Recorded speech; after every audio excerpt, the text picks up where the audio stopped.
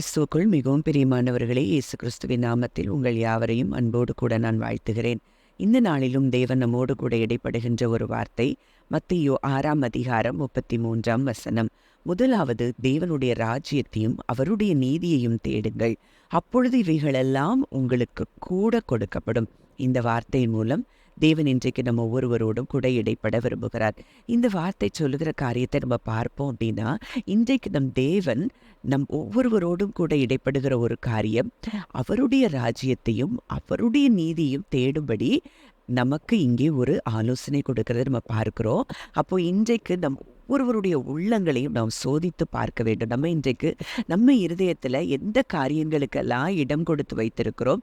அவருடைய ராஜ்யத்தையும் அவருடைய நீதியையும் நம்ம முதலாவது தேடுகிறோமா, இல்ல நம்மளுடைய ப்ரிஃபரன்ஸ்ல இன்றைக்கு நம் எதை முதலாவது இடத்துல வைத்திருக்கிறோம் என்பதை நம் உள்ளத்திலே நம் ஆராய்ந்து பார்க்க வேண்டும் என்று சொல்லி தேவன் விரும்புகிறார்.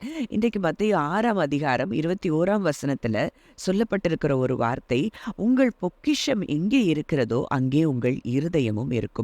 இன்றைக்கு ஒருவேளை நம்ம எந்த காரியத்தை குறித்து அதிகமாக நினச்சிட்டு இருக்கோம், இதெல்லாம் வேணும், இதெல்லாம் இருக்கணும், அல்லது இந்த காரியத்தை குறித்து கவலைப்படுறோமா, அப்போ எந்த இடத்துல நம்ம பொக்கிஷம் இருக்குதோ அங்கே தான் நம்ம இருதயமும் இருக்கும். அங்கே நம்ம ராஜ்யத்தை தேடவும் முடியாது, அவருடைய நீதியை தேடவும் முடியாது என்பதை நம்ம அறிந்து கொள்ளணும். அப்போது இன்றைக்கு சிலருக்கு பணம் ஒரு பொக்கிஷமாக இருக்கிறது, சிலருக்கு மனிதர்களுடைய வார்த்தைகள், அவங்க அப்ரூவல், அவங்க புகழ்ந்தால் நமக்கு நல்லா இருக்கும், இவங்க நம்மளை பற்றி ஏதாவது நம்மளை புகழ்ச்சியாக சொன்னால் நல்லா இருக்கும் அப்படின்னு சொல்லி மனிதர்களுடைய அப்ரூவலோ, பணமோ, இன்னும் மற்ற எந்த காரியங்களோ, இல்லை கவலைகளோ, இது எது இருந்தாலும் அதுதான் நம்முடைய பொக்கிஷமாக இருக்கிறது.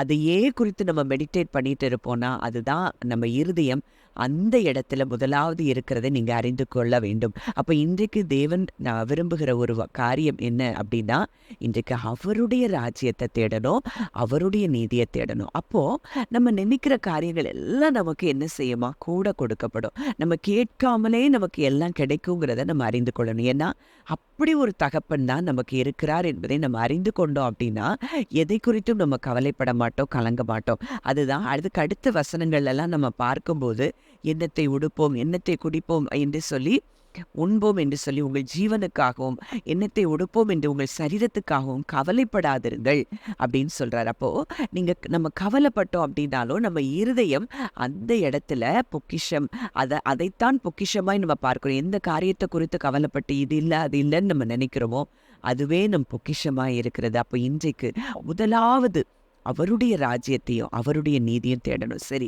அவருடைய ராஜ்யம்னு சொல்கிறோம், அந்த ராஜ்யத்தில் என்ன இருக்கிறது அப்படின்னு சொல்லி இன்றைக்கு நம்ம பார்க்க போகிறோம். இப்போ லூக்கா 17:21 அங்கே சொல்லப்பட்டிருக்கிற ஒரு காரியம், அங்கே பரிசேயர் இயேசுக்கிட்ட கேட்குறாங்க, தேவனுடைய ராஜ்யம் எப்பொழுது வரும் அப்படின்னு சொல்லி கேட்கும்போது அங்கே இயேசு சொல்கிறாரு, இங்கே என்றும் அங்கே என்றும் சொல்லுகிறதற்கு ஏதுவாய் அங்கே அது பிரத்யட்சமாய் வராது, ஆனால் தேவனுடைய ராஜ்யம் உங்களுக்குள்ளே இருக்கிறது.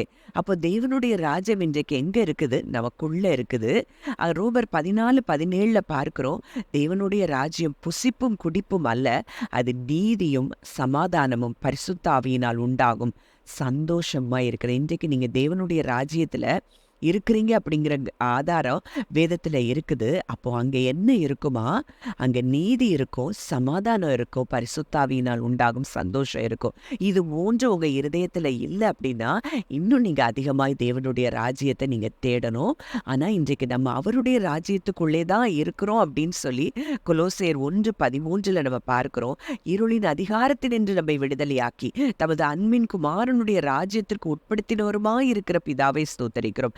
எப்போ நம்ம இயேசுவை விசுவாசித்து ஏற்றுக்கொண்டோமோ அப்போவே சாத்தானின் ராஜ்யத்தை விட்டு நம்ம அவருடைய அன்பின் குமாரனுடைய ராஜ்யத்திற்குள்ள நம்மை தேவன் கொண்டு வந்து விட்டார் என்பதை நம்ம அறிந்து கொள்ளணும். ஆனால் இன்றைக்கு அங்கே இருந்தா கூட நம்ம உலகத்தாரை போல சிந்தித்து உலகத்தாரை போல தேவைகளுக்காக கலங்கி கொண்டிருக்கிறோம் என்றால் நம்ம இன்றைக்கு தேவனுடைய ராஜ்யத்தில் உள்ள அந்த ஒரு எந்த ஃபெசிலிட்டிஸும் நம்ம அனுபவிக்காத இடத்துல நம்ம இருக்கிறோம் என்பதை நீங்கள் அறிந்து கொள்ளணும். அப்போது இன்றைக்கு அவருடைய ராஜ்யத்துக்குள்ள நம்ம இருக்கிறோன்னா அங்கே அவருடைய ரைட்டியஸ்னஸை நம்ம என்ஜாய் பண்ணி அந்த சந்தோஷத்துக்குள்ள அந்த ஒரு பரிசுத்தாவியினால் உண்டாகும் சமாதானத்திலே சந்தோஷத்திலே நம்ம இருக்கும்போது அங்கே தேவனுடைய ராஜ்யத்துக்குள்ள நம்ம பிரத்யட்சமாய் இருக்கிறோம் என்பதை நம்ம அறிந்து கொள்ளலாம். மேலும் 1 கொரிந்தியர் 4:20 நம்ம பார்க்கிறோம், தேவனுடைய ராஜ்யம் பேச்சிலே அல்ல பலத்திலே உண்டாயிருக்கிறது.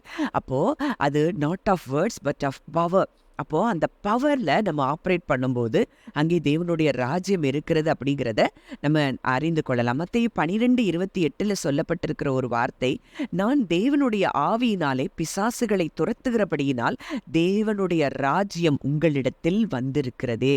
அப்போ அங்க பவர்ல நம்ம என்ன செய்யறோம், நமக்கு அத்தாரிட்டி இருக்கு, பவர் இருக்கு. அதனால நம்ம பிசாசுகளை துரத்துறோம், வியாதியஸ்தர்களை சுகமாக்குகிறோம். அதனால தேவனுடைய ராஜ்யம் இன்றைக்கு எங்கு வந்திருக்கிறது, நம்மிடத்தில் வந்திருக்கிறது என்பதை நீங்கள் அறிந்து கொள்ள வேண்டும் என்று சொல்லி தேவன் விரும்புகிறார். லூக்கா 10:9 கூட அவ்விடத்தில் உள்ள பிணியாளிகளை சுஸ்தமாக்கி தேவனுடைய ராஜ்யம் உங்களுக்கு சமீபமாய் வந்திருக்கிறது என்று அவர்களுக்கு சொல்லுங்கள். அப்போ தேவனுடைய ராஜ்யத்துக்குள்ள நீங்க வந்திருப்பீங்கன்னா அங்கே வியாதிகள் இல்லை, பிசாசின் பிடி இல்ல.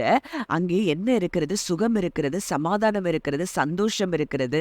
அங்கே தேவைகளை சந்திக்கக்கூடிய உங்கள் தேவனும் இருக்கிறார் என்பதை நீங்கள் அறிந்து கொள்வீர்களானால் நீங்க இருக்கிற இடம் ஒரு பெரிய ஒரு குட்டி பரலோகமாயிருக்கும். அதனாலதான் வசனம் சொல்லுது, பூமிக்குரியவைகளை அல்ல மேலானவைகளை நாடுங்கள்.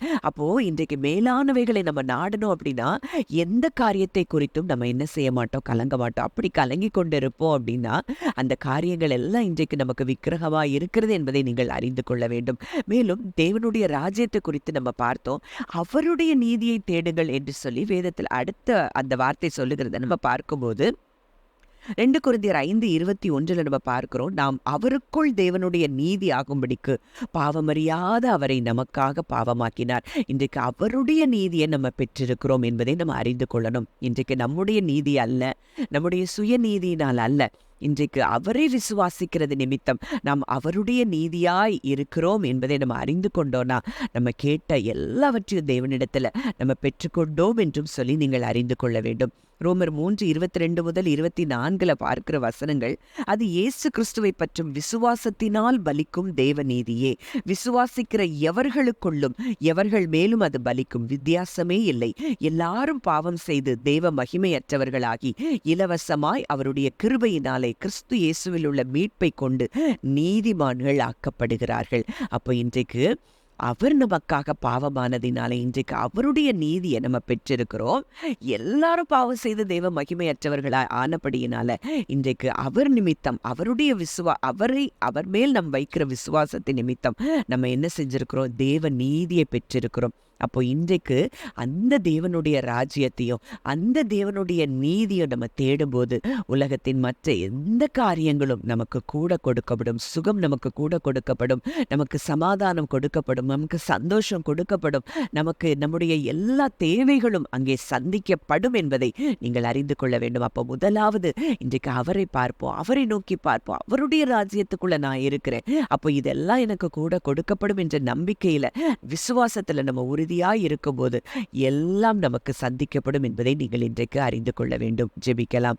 நல்ல தகப்பனே, நன்றியோடு உம்மை நாங்கள் துதிக்கிறோம், ஸ்தோத்திரிக்கிறோம். அப்பா, இந்த நாளிலும் நீர் எங்களோடு இடைப்பட்ட உம்முடைய வார்த்தையின்படி ஆண்டவரே, இதை கேட்கிற ஒவ்வொருவரும் உம்முடைய ராஜ்யத்தையும் உம்முடைய நீதியும் அதிகமாய் தேட அப்பொழுதோ ஆண்டவரே இவைகள் எல்லாம் உங்களுக்கு கூட கொடுக்கப்படும். ஆதலால் நாளைக்காக கவலைப்படாதிருங்கள் என்று சொன்ன தகப்பனே, ஒரு நாளும் எங்களுக்கு கவலை எங்களுக்கு மேற்கொள்ள முடியாது. ஏன்னா உங்க ராஜ்யத்துக்குள்ள என்னெல்லாம் இருக்குதுன்னு இன்றைக்கு நாங்கள் ஆராய்ந்து பார்த்தோம்ப்பா. அதன்படி எங்களை நீர் வழி நடத்துகிற கிருபைக்காய் நன்றி செலுத்துகிறோம். இயேசுவின் மூலம் கேட்கிறோம் ஜீவனுள்ள நல்ல பிதாவே, ஆமென்.